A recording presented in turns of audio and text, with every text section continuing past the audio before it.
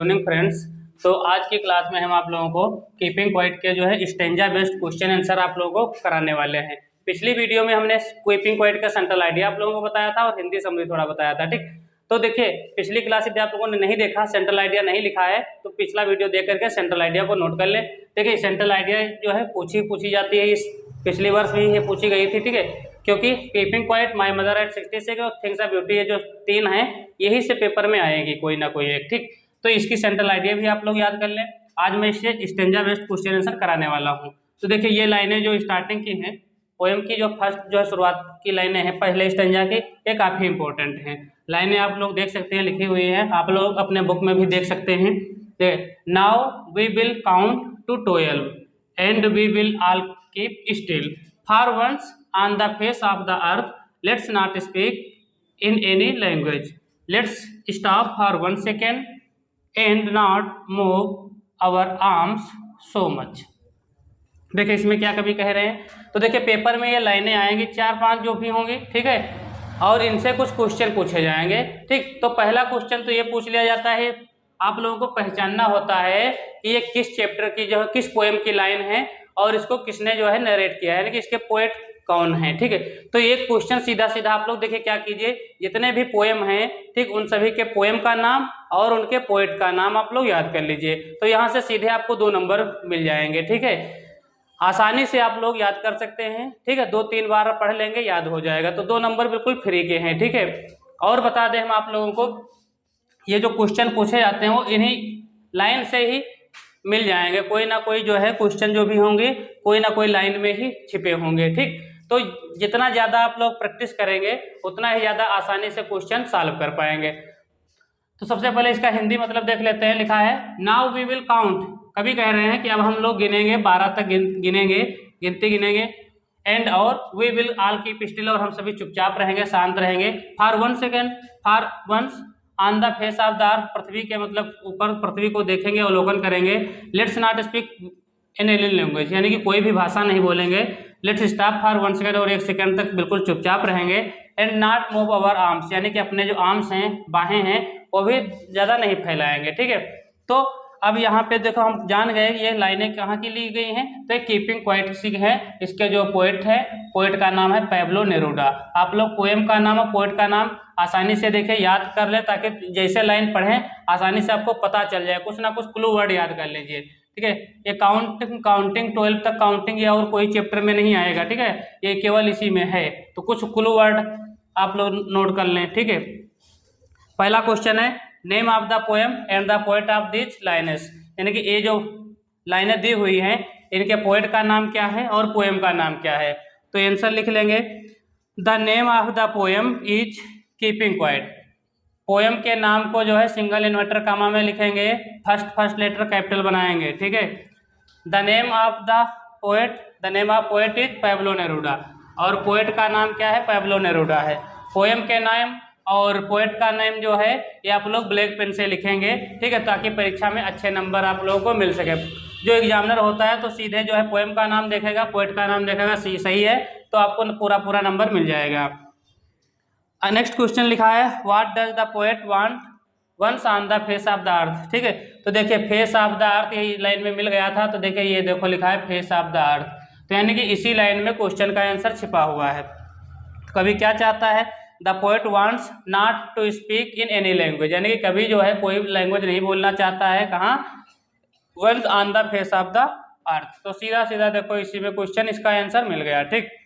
अगला क्वेश्चन देख लेते हैं, ठीक है, इसके बाद हम अगला स्टेंजा देखेंगे, ठीक है। What does the poet want for 1 second, यानी कि 1 सेकेंड तक जो है कभी क्या चाहता है, तो for 1 second the poet wants not to move their arm so much. देखो इसमें क्या लिखा था, not move our arm so much, देखो लास्ट में लिखा हुआ है ना कि कभी क्या है, तो कभी 1 सेकेंड के लिए क्या चाहता है कि अपने जो बाहें हैं वो नहीं फैलाएंगे। तो ये स्टेंजा हो गया, ठीक है। इससे जो भी क्वेश्चन बनने वाले थे वो हमने आप लोगों को बता दिया। अब इसके बाद देखिए हम आपको जो है अगला स्टेंजा बताते हैं। आप लोग क्या कीजिए, सबसे पहले तो क्लास को जो है शेयर कर दीजिए अपने दोस्तों को भी। हाँ देखिए ये दूसरा स्टेंजा है जो भी बहुत इंपॉर्टेंट है। देखिए जो मोस्ट इम्पोर्टेंट स्टेंजा है वही मैं बता रहा हूँ, ठीक है। इसमें इस चैप्टर में मैं 3 स्टेंजा आप लोगों को बताऊंगा। पेपर में जो भी क्वेश्चन आएंगे, ठीक है, 3 स्टेंजा के बाहर इससे वही नहीं आएगा, ठीक है, क्योंकि यही इंपॉर्टेंट क्वेश्चन जो है स्टेंजा है वही मैं आप लोगों को बता रहा हूँ, ज़्यादा मैं जो है पूरा नहीं लिखवा रहा हूँ, ठीक है। तो आप लोग जो मेन है, ठीक है, वही मैं लिखवा रहा हूँ, इसको जो है नोट जरूर कर लें, ठीक है, और फिर कॉपी पे अच्छे से जो है आप लोग नोट्स अपने बना लीजिए। तो देखिए स्टेंजा क्या है, फिशरमैन इन द कोल्ड सी। देखिए फिशरमैन लिखा हुआ है, यानी कि फिशरमैन MEN मैन है, ठीक है। ये मैन होता तो एक व्यक्ति होता है, एक मछुआरा होता है, फिशरमैन लिखा नहीं, बहुत सारे मछुआरों की बात हो, यानी कि प्लुरल है, ठीक है। In the cold sea would not harm whales and the man gathering salt would look at his hurt hands. देखिए इसका मतलब ये है, जो मछुआरे हैं ठंडे ठंडे समुद्र में जो है क्या कर रहे हैं, मछली पकड़ रहे हैं, ठीक, और हार्म यानी कि नुकसान नहीं पहुंचा रहे हैं, किसको, बड़ी बड़ी जो मछलियां हैं व्हेल्स उनको नुकसान नहीं पहुंचा रहे हैं, ठीक है। मैन गैदरिंग जो आदमी है वो साल्ट बटोर रहे हैं, यानी कि साल्ट मतलब नमक को बटोर रहे हैं, अपने जो हर्ट हैंड्स हैं घायल हाथों से और नमक बटोर रहे हैं, ठीक है।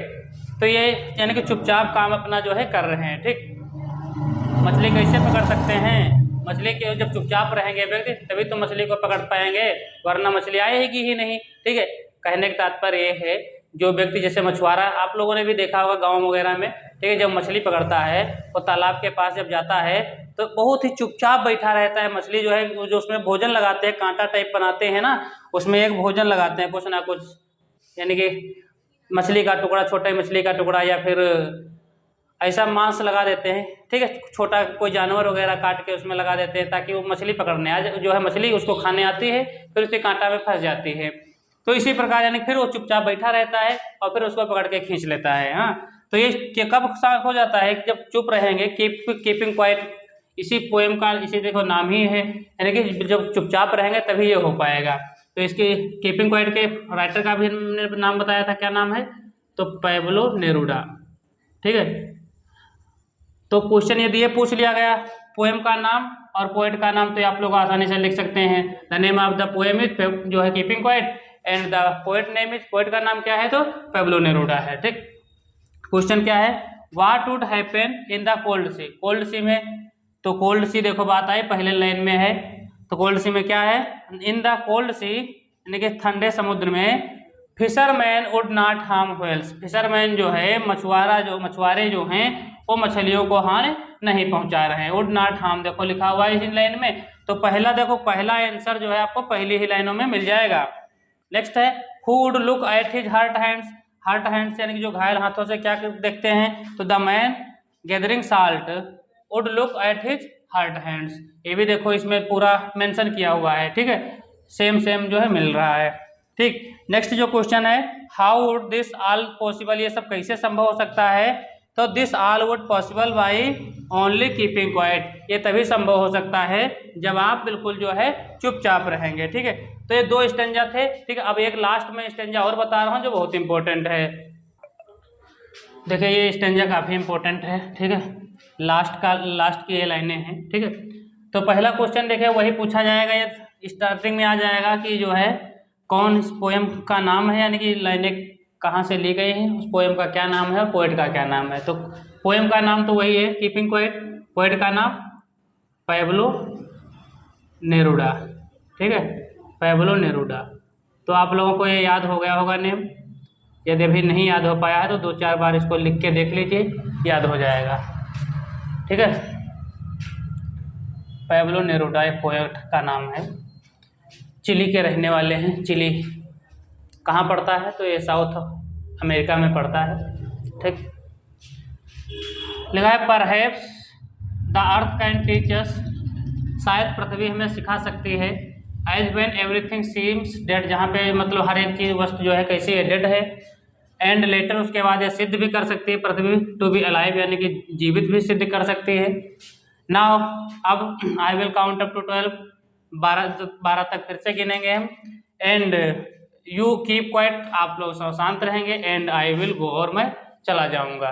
क्या कह रहे हैं, कभी देखो कह रहे हैं कि पृथ्वी हमें शायद सिखा सकती है, ठीक है, हर एक चीज जो है मृत है पृथ्वी पे, और उसको बाद में सिद्ध भी कर सकते हैं कि अलाइव भी है, यानी कि जिंदा भी है।